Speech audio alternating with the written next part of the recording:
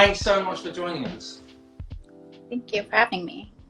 And the first question I think that all of us will want to know is, how are you? I'm actually very good. I was one of the fortunate ones to have the milder symptoms of COVID. Yeah.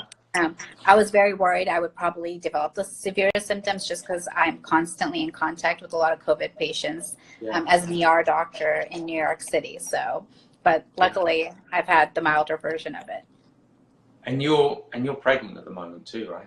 Yes. I was even more nervous about that because I'm pregnant, I got COVID, and my husband's type 1 diabetic. So when I was going to work, I was always nervous that not only am I putting myself at risk, but I could potentially be putting the baby and my husband at risk. So yeah. And how far pregnant are you? How far in are you?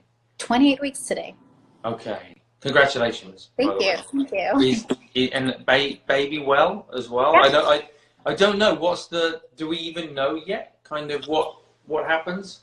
So I've probably read every paper possible and talked to multiple experts on this, and we really don't have a great understanding from the minimal studies, the minimal patients that are pregnant and do get COVID. There doesn't seem to be that many repercussions or that many severe symptoms. But again, we don't really have much data. And I think as time goes by, we'll have a better understanding of how COVID affects pregnant women and the immunocompromised population. Yeah, it's amazing. And I'm sure this is on behalf of everybody on the feed today. Thank you so much to you and all your colleagues. I think it's incredible what you're doing. Thank you.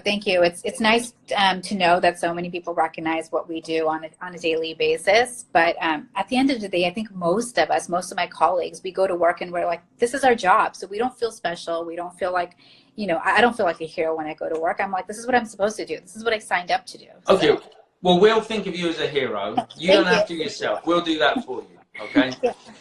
So tell me, when going back a few weeks, because I don't know what it was like in New York. Certainly here in LA, it felt like it was only really starting to get going maybe, a month ago? Is that a similar sort of time frame, or are you a little bit ahead in New York, do you think? I think we were a little bit ahead of New York and didn't know it because China probably started seeing it in December. And we were still getting patients that were coming in and out all over internationally from China and whatnot. So we were probably seeing it in mid-January, February, and then obviously into March. Yeah. And at what stage were you personally having to get involved, presumably immediately, as an ER doctor? Immediately, yeah. Did you know, were you aware right at the beginning of the potential risks for yourself and your colleagues? I think we all thought that, we can potentially catch this, but I don't think we were aware of it becoming a pandemic and how severely ill we can actually become. Yeah. Have you ever seen anything like in your time of working in medicine, in hospitals, in New York, have you ever seen anything like this? Oh gosh, no. Not only have I not seen it, I don't think even in my wildest imagination, I could have thought that I would be a frontline healthcare worker in a pandemic of this sort. Yeah. And how's it impacted in terms of your colleagues, your friends, your family? Is everybody safe, or is it? Most people are safe. A lot of people are starting to fall sick, but if you talk about my colleagues globally, nationally, then no, not everyone is safe. And a lot of healthcare workers are immunocompromised. They do have other medical problems. They do fall in the category of patients that could severely get ill. Yeah, and it's blown my mind. I was mentioning to people tuning in last week, I have several friends here who work in hospitals. One of whom, very good friend who works on the maternity ward, they'd lost one of the mothers to COVID. The chief doctor there had tested positive and had been in touch with everybody. They'd run out of masks to work with. They were wearing bandanas to work. Do you find yourself in a similar situation in hospitals then? No, I've been fortunate that both institutions that I work for have been able to provide us with, the proper PPE and the proper masks and said whatnot. So no, I've been very fortunate that I've been provided the right equipment, I think, while I've been working. And how have you managed to stay sane through this all? So obviously, big focus of Headspace is kind of trying to maintain some kind of sanity amongst all of this sort of chaos. What's been your sort of approach to it all? Well, number one, I do want to acknowledge how emotionally and mentally exhausting this is for the frontline healthcare workers, because they're not only worried about their own health, but there's a sense of guilt that I'm going to go do my job and I could potentially bring this home and infect all my family. And the other part of it is that a lot of us are used to being super social. We're used to seeing our parents. We're used to, reaching out to our friends when times get difficult. And now when you're a healthcare worker, you're not going to see your family. A lot of them have sent their kids away. They've sent their loved ones away. They're living in separate apartments. So they've lost that support system that would have otherwise been there for us when we do come home from a stressful shift. So I think during this time, things like meditation do help. I actually myself have never really taken on meditation, but now that I'm quarantined and I have a lot of time, and now I can process all my emotions and understand how I've been feeling for all these months, I think meditation is a great way and a great outlet for those emotions. Yeah. Well, great. Well, hopefully, I don't want to say convince you, but hopefully today kind of can be the beginning of a regular meditation routine. There are so many different questions coming up here. The most kind of frequent that keeps coming up is what can people do? And look, I know there's loads of advice out there. There's so much noise out there. For most of us, I think it's always really reassuring to hear direct from a doctor, direct from a healthcare professional, not filtered in any way through media or politics or anything else. What can we all do just to help ourselves, to help our communities, but also to help you guys who are obviously overwhelmed in the hospitals? Stay home. Yeah. And I think that's the biggest thing, is to stay home so that we can decrease the spread and we can potentially not infect people whose immune system may not be able to fight this as well as some of us are able to fight. And I think that's the biggest thing. By staying home, you're not overwhelming the healthcare system. And by staying home, you're not infecting other people. And you're keeping yourself safe, because by going out, you could potentially, contract COVID. Yeah. And by the way, there's so much love for you on here. There are so many lovely comments, and not just from America. They're coming in from Turkey and Russia and just all over the world. Yeah. It's amazing. It's really lovely to one from Brazil there. So look, as I say, our passion at Headspace is kind of trying to help people, give people the tools and services they need for when they need them most. We're going to do a little exercise in just a moment. But before we do, from the people coming in to see you, I'm intrigued, because I said last week we're all going through this together, but we're definitely not experiencing it all in the same way. There are some people who are unwell themselves. There are people who are grieving for people that they've lost. There are people that have lost their jobs. There are people who can't pay their rent. There's such a kind of broad experience of this. For people coming into the hospital, sort of worried that they might have it, how are you seeing them show up in terms of their mental health, their state of mind? My guess is a lot of anxiety. Lots of anxiety, and that is very natural, and it is very normal, and nobody should feel bad about that. Number one, that is very normal to be anxious. So while I was in the ER, we saw a lot of people who are like, can this potentially be COVID? Or they came in very sick and they were obviously worried about COVID. Yeah. During my quarantine, I think I've done tons and tons of hours of telemedicine because I feel well enough and I want to be able to help. You see very well. Yeah. So I've been doing telemedicine about almost 8 hours a day and 8 hours to 12 hours per weekend. Yes. And what I have seen is everybody is anxious, and rightfully so. I would be anxious about getting it. My family members are anxious about getting it. So a lot of anxiety. People don't know that if they get it, are they going to be the ones with the milder symptoms, or are they going to be the ones that have the severe symptoms? And because we don't have a perfect answer or a great answer, it creates a lot of anxiety. And watching the television, watching media, and seeing all those sick people creates even more anxiety. So yes, we've seen a lot of anxiety about COVID-19, contracted COVID-19. And once you get it, what's going to happen, right? Even on my day 1 and my day 2, I didn't know I was going to have the milder symptoms. But on day 1 and day 2, I was super worried. I was like, oh my gosh, you know, what if I get very sick and end up in the hospital? What could that mean? So, and I understand all of that and what everybody's going through. And presumably a lot of patients as well who are being separated from their families as well, right? Are you, right now, you're quarantined, are you quarantined from your family or with your family? I'm quarantined just with my husband. We haven't seen any of our loved ones. I had a baby shower next week. I think that I had to cancel because I can't go back home. I can't see my parents or my family or anybody.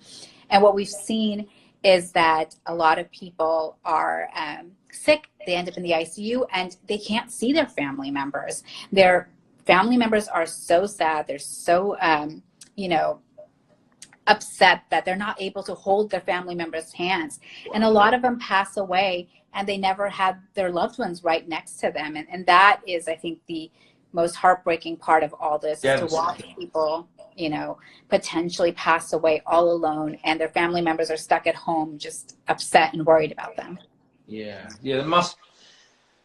I can't even imagine. It must be absolutely devastating and really, really hard to watch, I'm sure, as medical staff in the hospital to see that going on in front of you. Yeah. Well, look, with that in mind, we did a little exercise on the Today Show this morning, which was kind of related to that. I think there's very often meditation is seen as an escape, a way of kind of getting away from the busyness of life. I actually think it's the opposite. I think most of our life is an escape. We tend to get lost and sort of caught up in a lot of distraction. And when we sit and we kind of let go of that distraction, actually more than ever, there is the opportunity to feel connected.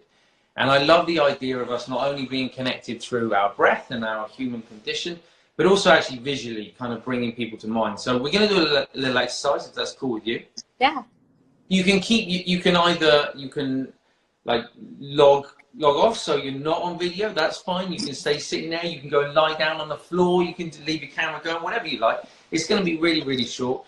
But before, just for everyone's benefit, before we start the exercise, if you can bring to mind somebody who you really care about right now. Now, it can be someone you're separated from. Doesn't have to be. It can be a family member. It can be a friend, but someone who you would like to send a reassuring sense of well-being to. Now, often with this exercise, people kind of go, well, does it make any difference to the other person? I don't know, maybe not. I'd say it's almost not the point. It's nice, and I always like to think that it does make a difference. I think we are connected. There's enough things that happen to us in the world that kind of make me convinced that we are connected beyond our physical kind of connection. But more importantly, it allows us to feel grounded in ourselves, more centered ourselves. It allows us to let go of a lot of physical tension, and it allows us to stay connected sort of mentally, emotionally with the people we care about. So it's a little exercise called loving kindness. We're going to do a really, really short version. So if you are at home, if you want to find yourself somewhere comfortable to sit down, to lie down, we're just going to do, as I say, it's going to be super short.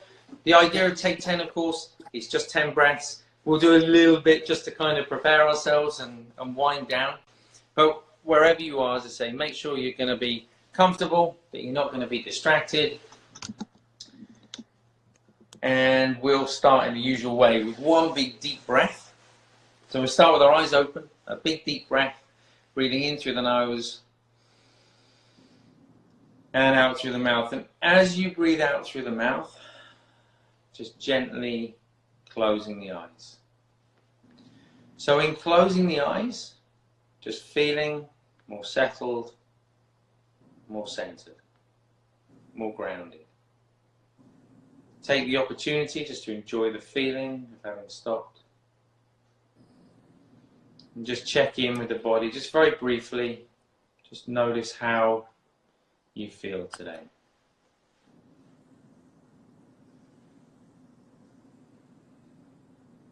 And then just imagining that person. So imagine that person sitting somewhere where you know they'd really enjoy, you know they'd find it relaxing, restful. Would they be happy there? Just picturing that person. And we're not going to change the rhythm of the breath in any way.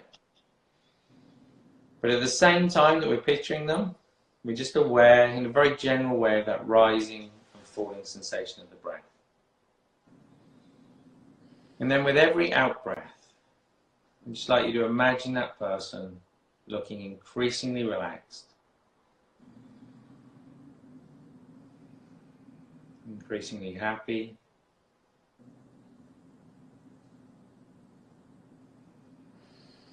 increasingly at ease. I'm just going to stay here for 10 breaths.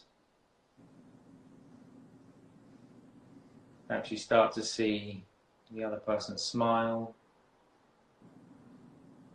and visibly just watching them look increasingly relaxed, happy, and at ease.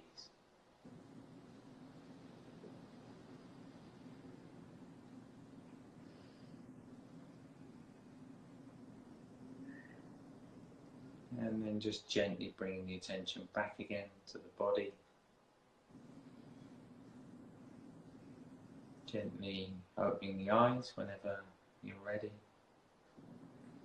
And just knowing this is an exercise that you can do at any time in the day. It's really quick, it's really easy, it's a really nice way of feeling connected to those around us and at the same time calming both the body and the mind. Thanks for joining us, Poonam. Thank you for having me. It's really kind, and as I say, I cannot emphasize enough, I can't read out all the messages and talk to you at the same time. I don't have the skills. But there are so many people saying they were crying and happy and grateful, and I think it's a really special thing for this many people from around the world to come together and be still and be quiet. I really believe that in sort of silence we're united. We think of ourselves so differently much of the time. Such diverse communities, even in one city alone like New York, but I feel like in silence we are united, and I cannot thank you and your colleagues enough for everything you're doing, and I wish you all the very best in your recovery. And yeah, please send our love and best wishes to everybody you work with. You're all amazing. Thank you. Thank you for all you do. No worries. Thanks, guys.